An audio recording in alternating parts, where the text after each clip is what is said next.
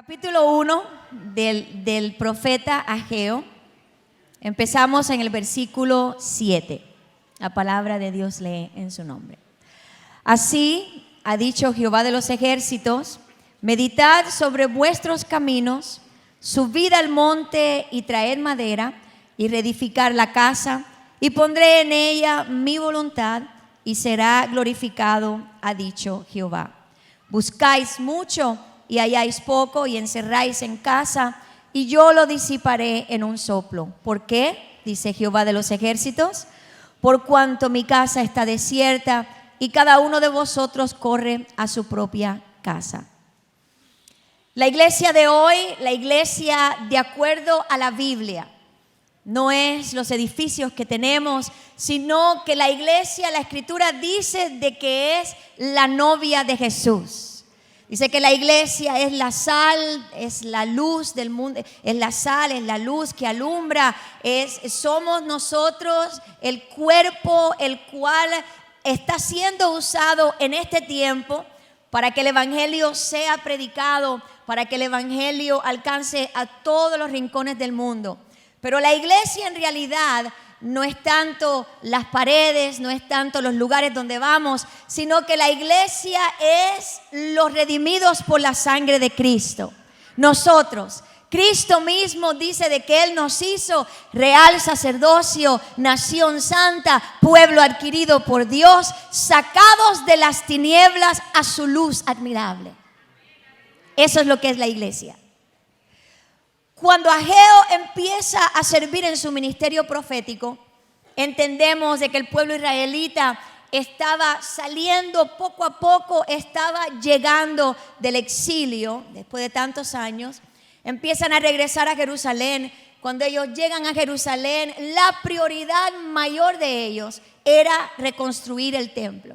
Esta era la prioridad mayor. Necesitaban reanudar una vez más los servicios, el culto a Jehová, los sacrificios a Jehová. Y de acuerdo a la Escritura, dice de que todo comenzó bien. El pueblo se unió, dice que construyeron el altar, el que está afuera, en el atrio que está afuera, de acuerdo al tabernáculo. Y ofrecieron aún sacrificios en el primer año que lo construyeron. De ahí en ese primer año, en el año siguiente, colocaron los cimientos, ¿verdad? Del templo, o la fundación, se puede decir en este tiempo. Sin embargo, el esfuerzo de la construcción cesa por alguna manera. Y surge una oposición de los vecinos que están alrededor, y empiezan ellos a amedrentarse, y en ese momento se detiene, lo que nos lleva a nosotros a ver esta verdad de nuestro caminar con Dios, de que vamos siempre a necesitar esforzarnos y ser valientes. Es muy importante que entendamos de que la iglesia siempre va a tener oposición. Hay veces yo escucho en diferentes medios cómo personas se asombran, cómo se está levantando ciertos gobiernos, se están levantando ciertas leyes, se están levantando ciertas áreas que están en contra de la verdad del evangelio, cuando en realidad la Biblia nos dice a nosotros que esto nunca va a cambiar. La iglesia siempre va a tener oposición, pero en medio de la oposición Dios va a estar siempre de nuestro lado. Dios encuentra, cuando pasa esto, cuando cesa todo esto, Dios encuentra de que las prioridades del pueblo habían cambiado. Y esto es un problema muy común, lo que pasó en este momento en el ministerio de Ageo. Aún en la iglesia de hoy ocurre muchas veces de que nos desinteresamos por las cosas del Señor. Cuando Dios levanta al profeta Ageo, le da una palabra específica, la cual yo creo de que hoy aplica para la iglesia, para los creyentes del siglo XXI.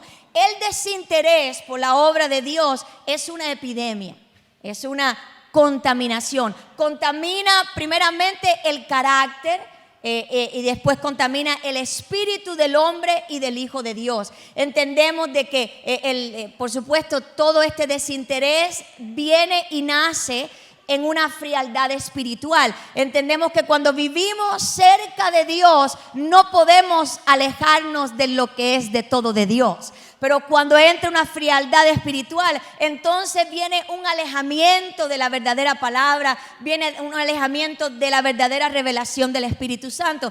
El pueblo había creado excusas para ser negligente en su fidelidad y su lealtad a la casa de Dios. Y con su responsabilidad, como dice el profeta Ageo, en lo que era la misión que Dios le había dado de levantar una vez más, de construir, reconstruir el templo. Y la verdad es de que a veces pensamos, y posiblemente ellos pensaron también, de que porque Dios no nos confronta, porque Dios no nos viene al frente, porque no recibimos una palabra de que Dios no se está dando cuenta lo que estamos haciendo con nuestro tiempo, lo que estamos haciendo con nuestros recursos, con las decisiones que estamos tomando sin contar con Dios y aún cómo estamos rigiendo nuestras vidas. Pero esta escritura nos debe a nosotros alertar, nos debe advertir, especialmente en el tiempo que vivimos, de que es todo lo contrario. Dios está muy metido en todo lo que hacemos. Dios está muy capaz, Dios está en cierta manera, He is very alert in everything that we do. Dios sabe exactamente el lugar que Él tiene en tu vida. Él sabe exactamente en la lista de prioridades que tú tienes ahora en tu mente, que tienes en tu vida. Él sabe exactamente el número que Él tiene, el nivel de lealtad que tenemos hacia Él, cómo y qué debe de Él esperar de nosotros. Él le dice al pueblo de Israel en el versículo 4, es para vosotros tiempo, para vosotros de habitar en vuestras casas artesonadas, y esta casa está desierta, pues así ha dicho Jehová de los ejércitos, meditad bien sobre vuestros caminos. Otra traducción dice, escudriñar vuestros corazones. El pueblo, aunque había sido negligente en la construcción del templo, todavía Dios veía que había encontrado tiempo para lo que ellos pensaban que era más importante.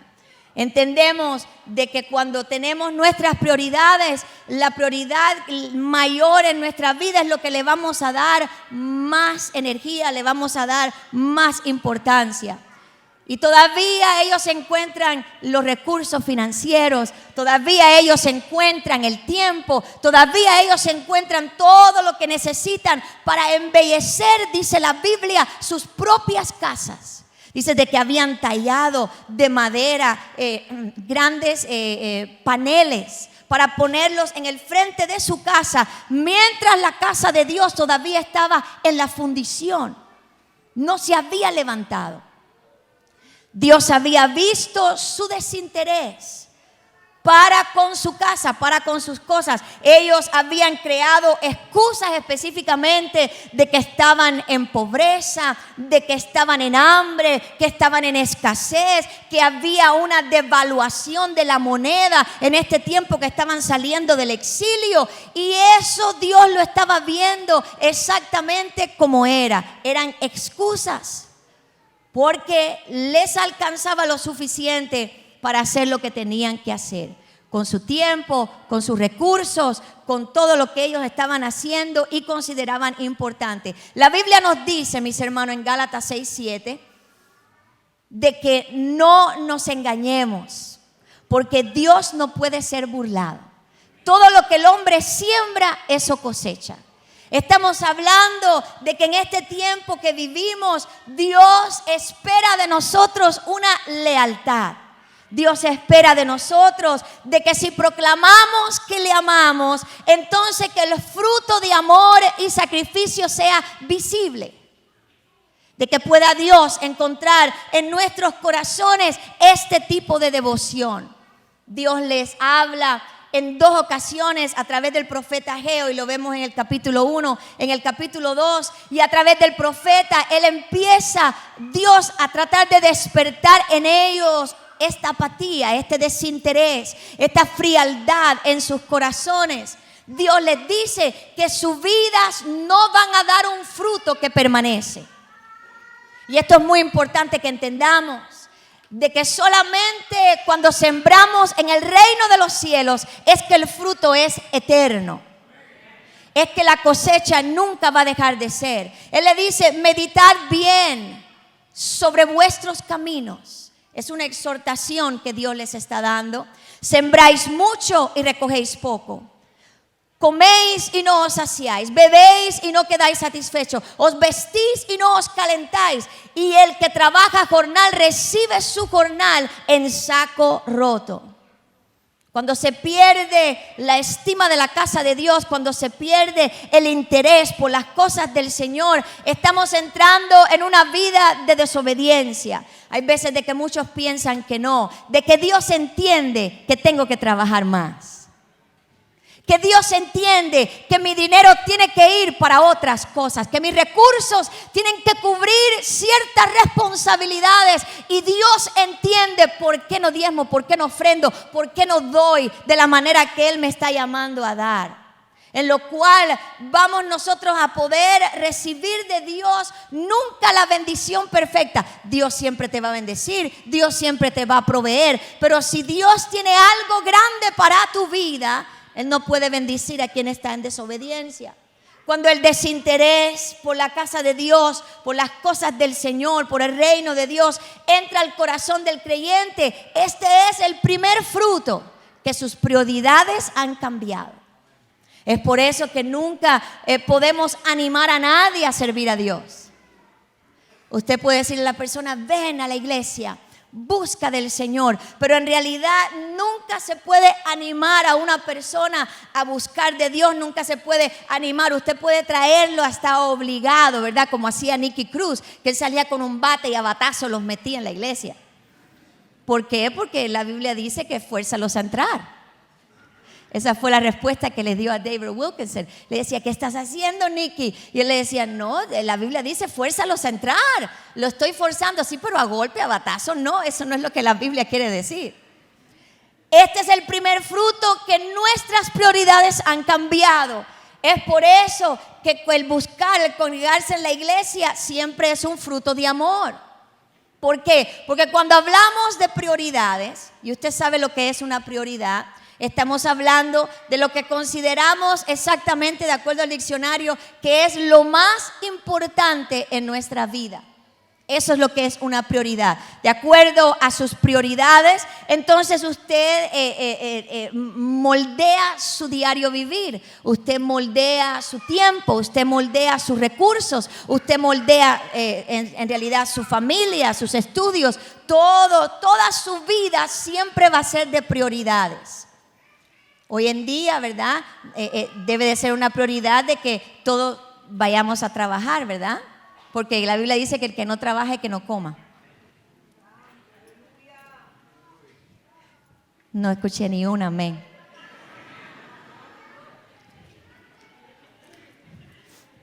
Pero es la verdad. Tenemos que trabajar, eso es una prioridad. Pero el profeta no está hablando, sí está hablando de una prioridad física, porque tenían que construir el templo. Pero en esta mañana yo estoy hablando de una prioridad espiritual.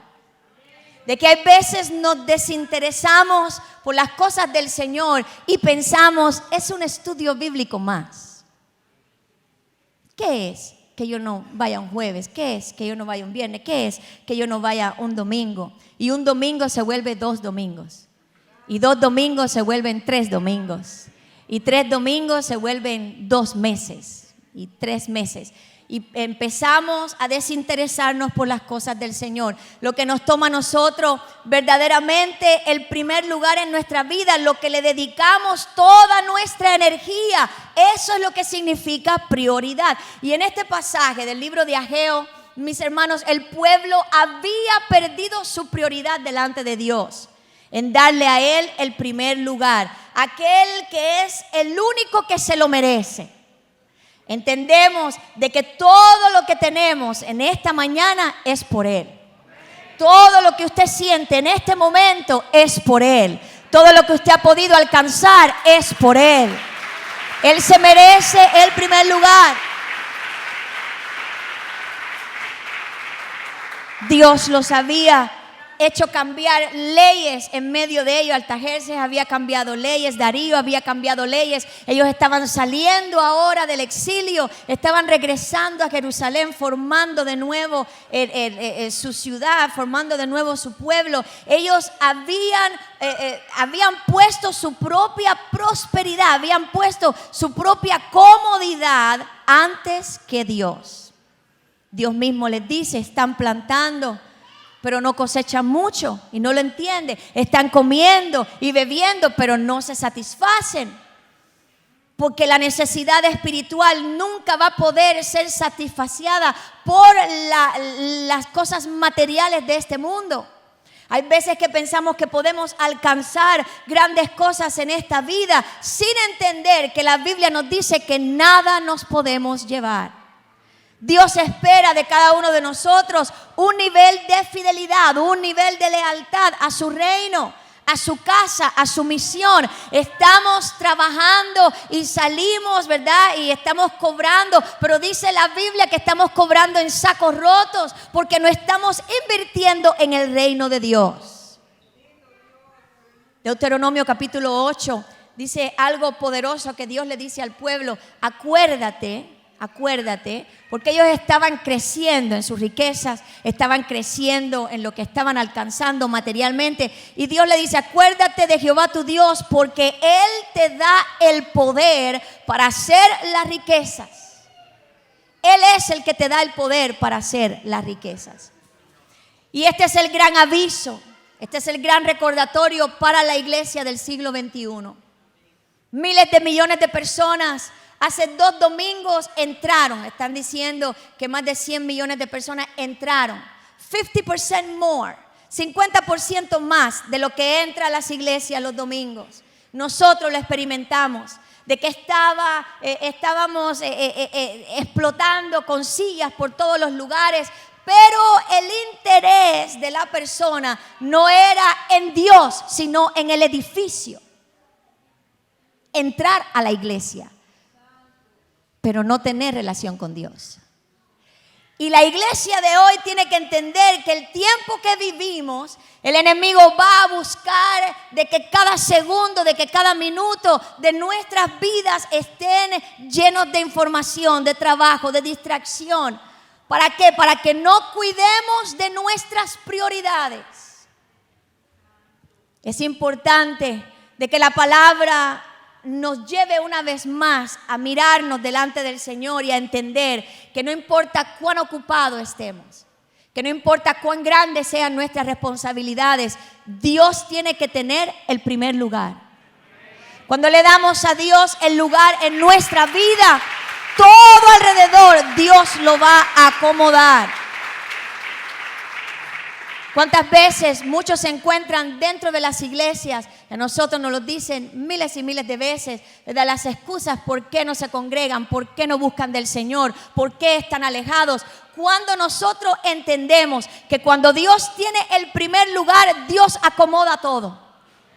Dios acomoda tu trabajo, Dios le cambia la manera de pensar a tu jefe, Dios acomoda tus finanzas, Dios te ayuda a abrir puertas posiblemente donde pensabas que no se iba a abrir. Cuando Dios tiene el primer lugar, Dios se encarga.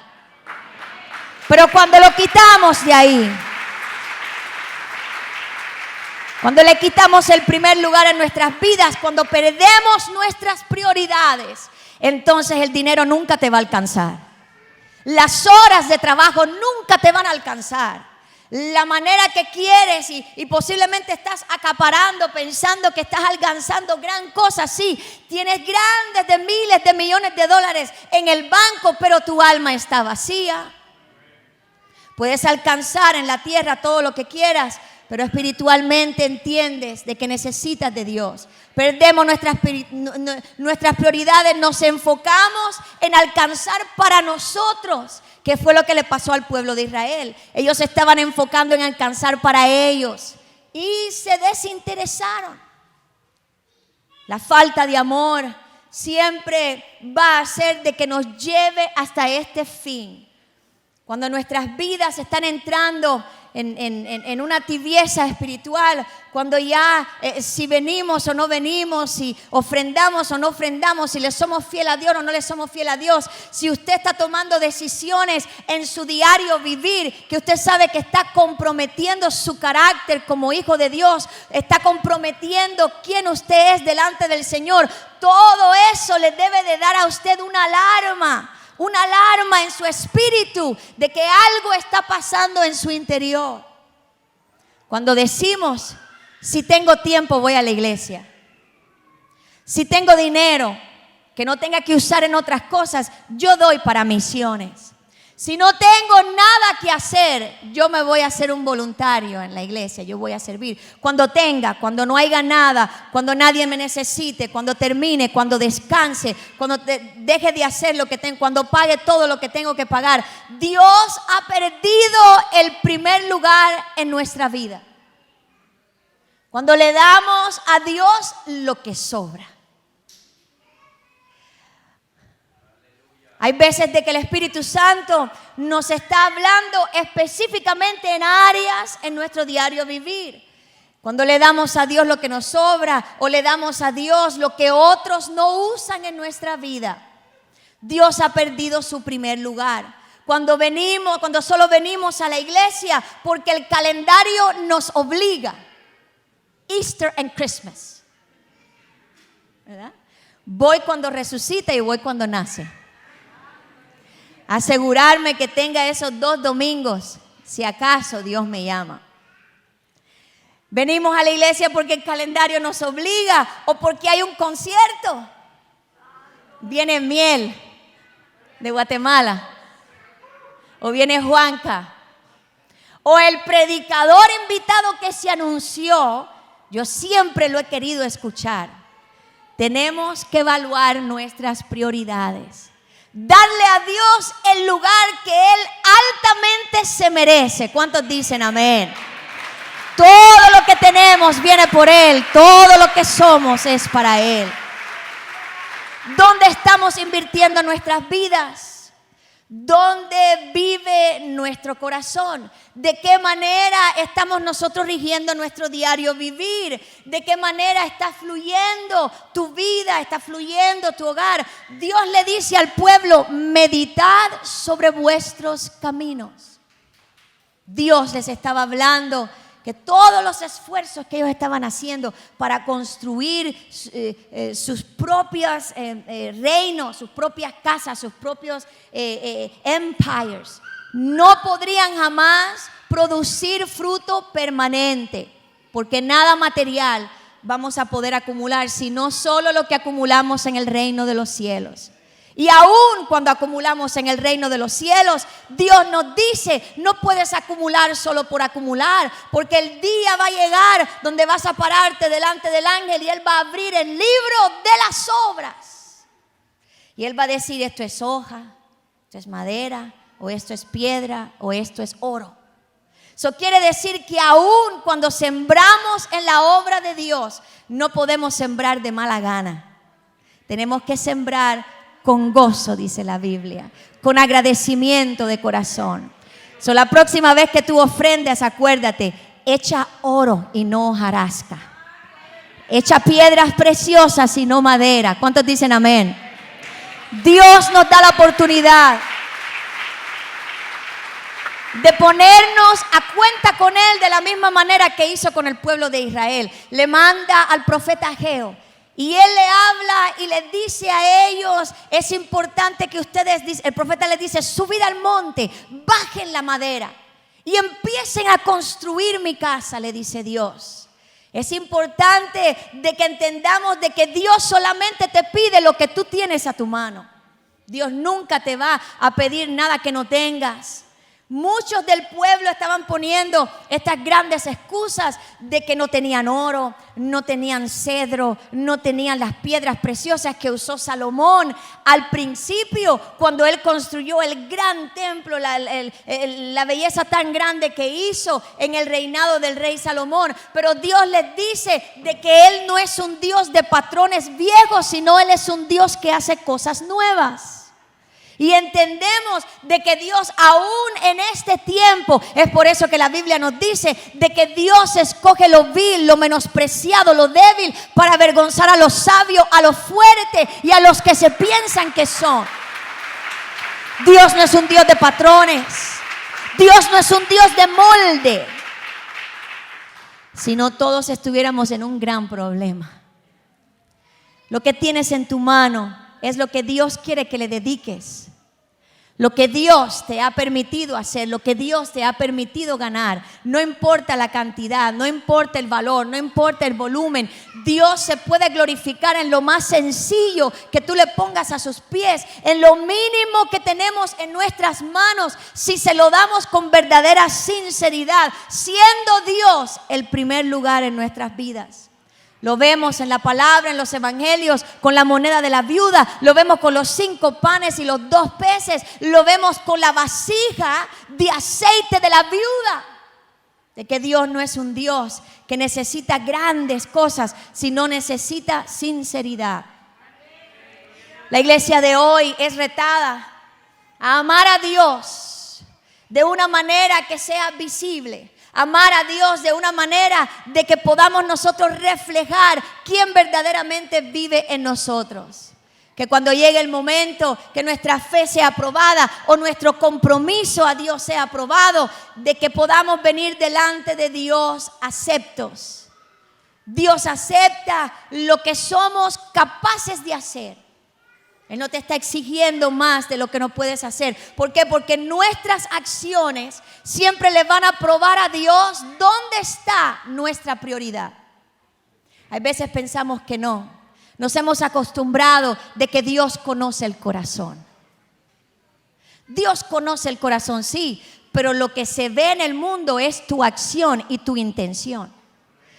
Aunque Dios conoce la excusa que le estás dando en tu corazón, lo que las demás personas ven alrededor del mundo es de que no le eres fiel a Dios, que no le eres leal al Señor. Y Dios está buscando hoy en día una iglesia de que sea congruente con su fe, su prioridad, su acción, su intención. El profeta le dice al pueblo: Dios mismo para la naturaleza. ¿Por qué no tienen lluvia? Yo la detuve, le dice Dios. ¿Por qué tienen sequía? Yo la detuve, dice el Señor.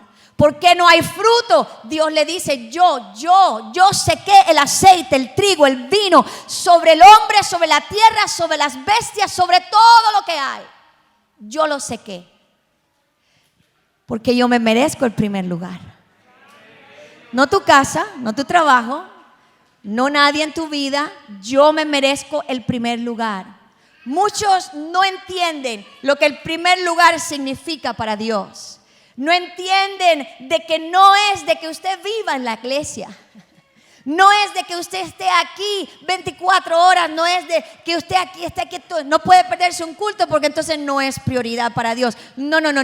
Dios está hablando de prioridad de corazón. ¿Por qué? Porque de donde está el corazón va a emanar la vida. Y entiende Dios de que si lo amas de corazón, todo lo demás será añadido. Cuando amamos a Dios, entendemos de que hay una bondad que está siendo derramada, hay una misericordia que es interminable, hay una gracia que es salvadora, hay un perdón que es transformador. Cuando Dios tiene el primer lugar, estas cosas no se olvidan.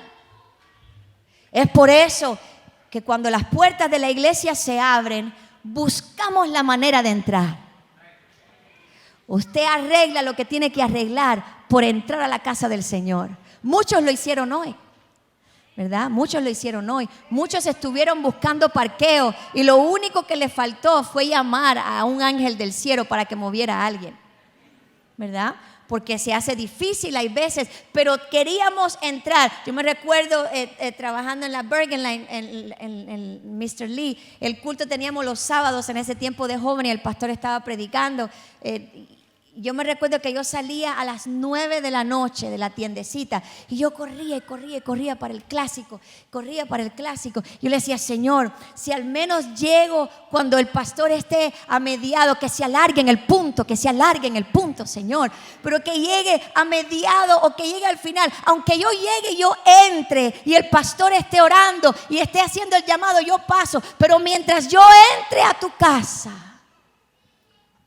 el primer lugar no tiene nada que ver con el edificio, tiene que ver con tu corazón. Que anhelamos la presencia de Dios, que anhelamos estar en la comunión de los justos, que anhelamos leer la palabra, que anhelamos doblar nuestras rodillas delante de Él, que anhelamos estar en las cosas del Señor, que anhelamos poder dar más de lo que damos. First place. La Biblia dice que Zorobabel, el gobernador de Judá, y Josué, el sumo sacerdote, escucharon el mensaje del profeta. Y es muy importante, mis hermanos, que escuchemos lo que Dios habla a su iglesia hoy. A través de todo este tiempo, después de la pandemia, Dios ha levantado una voz de alerta. Acércate a mí. Ha levantado las luces rojas, como se dicen, de emergencia. Acércate a mí para yo poder acercarme a ti. Porque cuando atendemos a la voz de Dios, cuando atendemos a la palabra de Dios, es que verdaderamente somos transformados. Verdaderamente entendemos lo que Dios está haciendo en estos tiempos. Dice la Biblia de que entonces el pueblo recapacitó. En ese momento el pueblo recapacitó y en ese momento la voz de Dios le dice, yo estoy con ustedes. Si tú escuchas mi voz, si tú obedeces mi voz, si tú atiendes a mi voz, lo primero que Dios te dice es, yo estoy contigo. No te preocupes que estés cambiando tu schedule del trabajo. Yo estoy contigo. No te preocupes que dejaste de ir a comprar lo que tenías que comprar por venir y serme fiel. Yo estoy contigo. Tú me das el primer lugar, yo me encargo, dice el Señor. Tú me das lo último que tienes en tu monedero y no te preocupes de que yo me encargo, dice el Señor. Cuán grande es el amor de Dios, dice primera de Juan 3:4, que nos ha dado el Padre, que nos ha hecho hijos de Dios. Dice la Biblia que en ese momento Dios es movido a despertar. A despertar, dice que Jehová, el Espíritu, despertó Jehová el Espíritu de Zorobabel, el gobernador de Judá, y Josué, sumo sacerdote, y de todo el resto del pueblo. Y dice que vinieron y trabajaron en la casa de Jehová. Empezaron a trabajar, empezaron a construir. Y esto es lo único que rompe todo espíritu de tibieza, todo espíritu de desinterés, todo desánimo, toda frialdad espiritual, la obediencia. Escuchamos miles y miles de mensajes y miles de estudios bíblicos. Y todavía nos preguntamos, ¿por qué no hay cambio en mi vida? ¿Por qué no siento el mover de Dios? ¿Por qué no está Dios operando en la manera que yo quiero en todo lo que yo soy? Y tenemos que regresar a lo que la obediencia es en la vida del creyente, porque solamente la obediencia va a mover la mano de Dios. Daniel obedeció. Elías obedeció, Pablo obedeció, Jesús mismo, el Hijo de Dios, obedeció y pudieron cosechar la mano de Dios respaldando sus vidas. Zorobabel y Josué, siendo los líderes del pueblo de Israel, dice la Biblia de que ellos escuchan, ellos están atentos, le están dando al pueblo el escuchar, ellos reciben, ellos obedecen y sus corazones empiezan a aceptar la responsabilidad. El Hijo de Dios que ha caminado con Dios algún tiempo, tiene que entender de que hay momentos en nuestro caminar con Dios que tenemos que aceptar que hemos errado, que tenemos que venir delante de Dios y pedir perdón por ciertas decisiones que hemos tomado. Solamente el ignorarlo no va a hacer que se desaparezca.